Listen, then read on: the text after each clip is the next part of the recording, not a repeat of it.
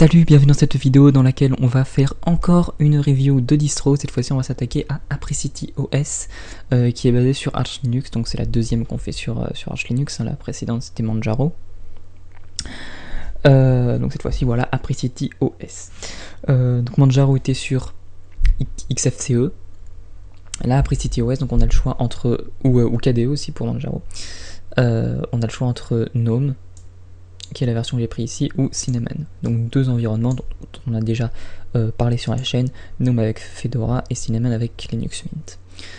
Donc comme vous pouvez le voir, on a le choix entre des versions stables et des versions développement, enfin trucs classiques, hein. Ici, comme vous allez pouvoir le voir tout de suite, si vous ne l'avez pas déjà vu, on est sur la version GNOME. Un GNOME qui est un petit peu modifié, mais ça j'y viendrai plus tard dans la vidéo. Et ce qui est intéressant aussi, c'est que si je retourne donc une page en arrière, la page d'accueil, on voit qu'on a un outil qui est Fritz the Tree, je sais pas comment on prononce ça, qui permet en fait de personnaliser la distribution avant de télécharger l'ISO pour l'installer. Donc ça permet de choisir je n'ai pas encore vraiment vu comment c'est, mais après ce que j'ai lu, ça permet de sélectionner l'environnement et les logiciels installés par défaut et tout ça et tout ça. Il y a OpenSUSE qui propose presque la même chose, qui s'appelle SUSE Studio, et j'ai fait une vidéo dessus mais qui n'est pas en ligne sur internet, que je garde dans un coin dans un coin tout simplement pour la sortir quand j'aurai une grande période de vide et que j'aurai pas pu faire de vidéo pendant une grande période. Voilà, je la garde. Donc c'est possible que j'en fasse une aussi là-dessus pour le même but en fait, hein. Mais voilà, donc SUSE Studio ça marche bien, mais donc ici, comme je vous l'ai dit, on est sur la version GNOME. GNOME, c'est 3.20.2, la version de GNOME, et c'est en 64 bits uniquement, Apricity. Donc comme vous pouvez le voir, GNOME est vachement aimé, hein, et modifié. Donc on a notamment la barre, si on va dans Activité, normalement la barre, celle-ci, elle est à gauche, et elle est visible que quand on est dans Activité. Là, elle est visible tout le temps, et elle est en bas. En haut, on a le bouton emplacement. Donc ça, c'est un truc qui est hérité de GNOME 2, emplacement comme ça.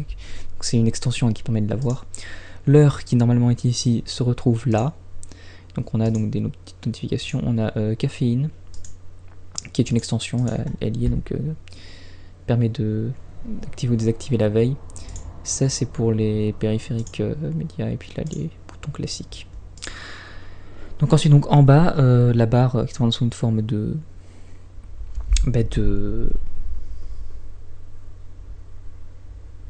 dock en quelque sorte, hein. Et on a donc, quand on clique dans activité, bien évidemment les espaces de travail à leur emplacement habituel et qui se créent ici, qui se suppriment ici. Donc ce qu'on va faire, c'est qu'on va aller directement dans le Tweak Tool qui est installé par défaut, et on va aller regarder les extensions. Donc on peut voir, donc on en a pas mal qui sont déjà installées et pas toutes activées. Donc ça, voilà, c'est caféine, donc c'est le truc qui est ici, et puis si on veut la désactiver, on la désactive, et si on veut la réactiver, on la réactive, aucun problème.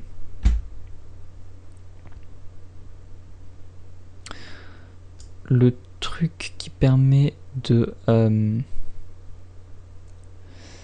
il me semble que c'est... Où est-ce qu'il est? Dash to dock. Voilà, qui permet d'avoir donc ça où on veut. Donc on peut choisir déjà la position left, bottom, right. Déjà c'est mon top, c'est un petit peu comme on a la barre en haut, c'est pas très intelligent. Mais ça, je trouve que ça devrait être une option directement de base dans GNOME. Comme dans Unity d'ailleurs, hein, dont ils auront ajouté le bottom. Peut-être que dans 6 ans on aura le right, on sait pas, hein. Voilà, après intelligente, hein, la taille, tout ça, les trucs un petit peu... comportement, apparence, truc un petit peu classique. Voilà, donc c'est ce qui permet d'avoir le truc tout le temps ici. Voilà, qu'après on a d'autres extensions user theme, mais bien sûr installées par défaut et activées. On va faire un tour donc du côté des applications installées par défaut. Comme vous avez pu le voir, le navigateur c'est Chrome. Alors c'est un petit peu particulier de trouver Chrome préinstallé sur une distro Linux, même si c'est pas la première fois qu'on le voit. On a vu notamment avec DeepinOS. Mais là il y a une explication. Donc déjà, on va voir la version, on est dans une version 52.0.2743.82. Voilà, pour les utilisateurs de Chrome. Mais c'est surtout parce que juste à côté ici, on a un petit icône qui s'appelle Ice. Et pour ceux qui savent pas ce que c'est tout simplement, alors là ça marche pas, normalement c'est censé... C'est pour ça qu'ils ont mis Chrome normalement, c'est parce que ce truc, comme vous pouvez voir, on a un choix, je vais vous expliquer ce que c'est après. Pour l'instant, vous pouvez déjà voir qu'on a un choix de navigateur, Chrome, Chromium ou Firefox.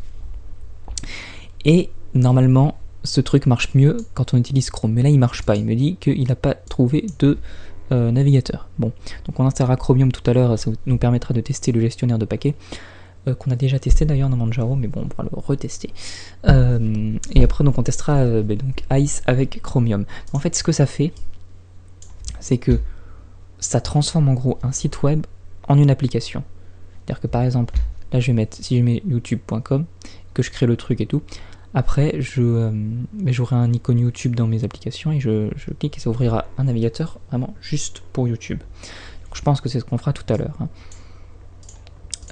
Voilà, si ça fonctionne avec Chromium. Ensuite, le gestionnaire de fichiers qui est juste ici, c'est Nautilus 3.20.2, même version que... Ah oui, c'est ici. 3.20.2, même version que GNOME, ça c'est complètement classique. Notez que c'est un petit peu modifié, enfin on peut voir le thème déjà qui est assez joli au niveau des icônes, thème d'icônes que j'aime bien. Puis même le thème des fenêtres, on peut voir il y a une très légère transparence. Ici au niveau des menus, on voit un petit peu les montagnes derrière. Voilà, c'est vraiment assez beau. Alors on a la suite complète de LibreOffice qui est installée dans une version 5.2. quelque chose. C'est 5.2.0.4. Voilà. Suite complète. Donc avec truc pour les formules et le database, tout ça. Alors, le terminal, c'est le terminal GNOME. Donc vous vous en doutez, une version 3.20.2. Hein, voilà. On a aussi un autre terminal qui est installé. Là, je comprends pas l'intérêt de donner deux applications de terminal directement par défaut. D'ailleurs, c'est pas la seule chose que je comprends pas. Hein. Enfin, vous verrez, il y a Xterm. Voilà. Dans une version, on peut pas savoir sa version. Bon, voilà, deux applications de terminal installées. Je n'en ai aucune idée de pourquoi. Le gestionnaire de paquets, c'est celui qui est ici. Donc c'est pas Mac, c'est le même que dans Manjaro. Et donc voyons si on peut installer Chromium.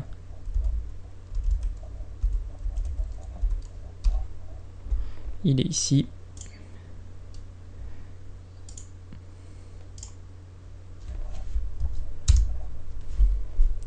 Voilà, ça devrait l'installer. Pour l'instant, on va continuer notre petite visite des applis installées. Et comme vous pouvez voir, GIMP est installé dans une version 2.8.18.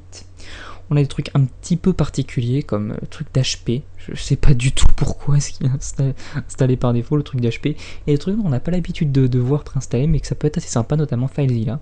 J'ai pas regardé quelle version c'était, on va aller le faire maintenant. 3.20.0, voilà. Dans la catégorie autre truc qu'on n'a pas l'habitude de voir préinstaller, c'est Play on Linux. Play on Linux, en fait, c'est un truc, c'est comme Wine, enfin ça fonctionne avec Wine, mais pour les jeux. Voilà, c'est simplement, comme son nom l'indique, jouer sur Linux à l'époque où il y avait les jeux disponibles sur Linux étaient tout pourris, on passait par l'intermédiaire de Wine, et ça se faisait aussi avec Play on Linux. D'ailleurs, à propos de jeux pour Linux, on a Steam aussi qui est passé où? Ici, là. Je ne reconnaissais pas le logo parce que d'habitude il est bleu. Bon, voilà.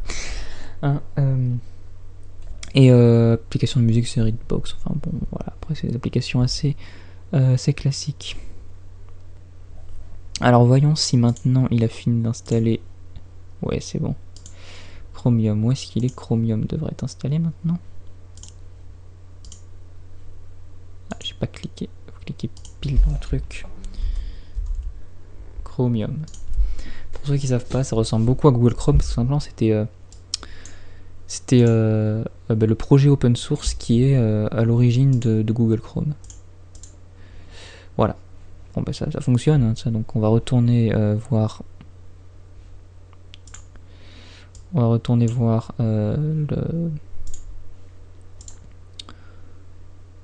Ah ben je l'ai pas laissé ouvert. Voilà. Ah ben Chromium ça fonctionne. Donc maintenant, donc le nom de l'application YouTube par exemple. Alors HTTP. Bon, ça a pas l'air de marcher non plus. On va tenter avec un autre site. Ah si, ça avait marché si je le remets. Voilà. Je fais appliquer, valider. Et maintenant, je vais avoir ici. Bon, le logo est dégueulasse, c'est pour ça que parfois c'est peut-être plus intelligent de choisir sa propre icône. Je l'ouvre, ça va m'ouvrir un navigateur qui est donc spécial juste pour lui, juste une fenêtre, voilà, rien qu'à lui, ça fait comme une application. Et ensuite, donc, on peut se connecter, et puis enfin, c'est comme si on l'avait classique, mais comme une application, quoi, voilà. Donc c'est un truc assez sympa. Donc, pour terminer, comme d'habitude, on va faire un tour au niveau de la personnalisation. Donc pour ça, on va retourner dans ça c'est les paramètres classiques, merde. Dans le Tweak Tool qui est ici, que je laissais ouvert, apparence, on peut voir que le thème, donc installer des thèmes, c'est super simple. C'est sur Gnome, donc bon voilà, ça se télécharge, ça se met dans les dossiers, et puis j'ai fait une vidéo là-dessus, choisi par ici. Donc pour voir le thème GTK+, c'est le Arctic Apricity. On a Hidewata et Contrast, comme d'habitude installé par défaut. Les icônes c'est Apricity, et le thème du shell c'est Arctic Apricity, oui voilà, c'est ça. Curseur. On a seulement celui-ci. Bon. Et au niveau des fonds d'écran, alors on en a énormément. Ça on s'en fout maintenant. Modifier l'arrière-plan du bureau. On en a énormément. Et puis c'est des images vraiment toutes belles. Par exemple, celle-là qui est sublime. Qui était d'ailleurs dans les versions précédentes la photo de fond d'écran par défaut. C'est vraiment beau avec la mer, les montagnes derrière et tout. On peut faire un tour. Voir les autres aussi. Vraiment voilà des trucs assez impressionnants quand même.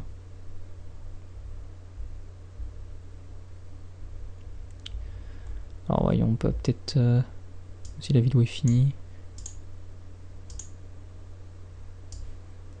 Voilà, c'est très très beau. Bon. Voilà, mais je pense qu'on va se quitter sur ça du coup, sur cette image. Parce que de toute façon j'ai plus rien à vous dire. Donc voilà, c'était ma présentation d'Apricity OS. Donc je vous conseille de jeter un coup d'œil si vous êtes intéressé par Arch Linux ou par Linux de manière générale. Si vous vous ennuyez et que vous n'avez pas quoi regarder, je peux vous conseiller ma dernière vidéo sur une distribution basée sur Arch Linux. C'était avec Manjaro. Vous pouvez y accéder en cliquant sur le petit i qui doit être par ici. Voilà, en attendant, moi je vous dis salut à tous, portez-vous bien, à la prochaine.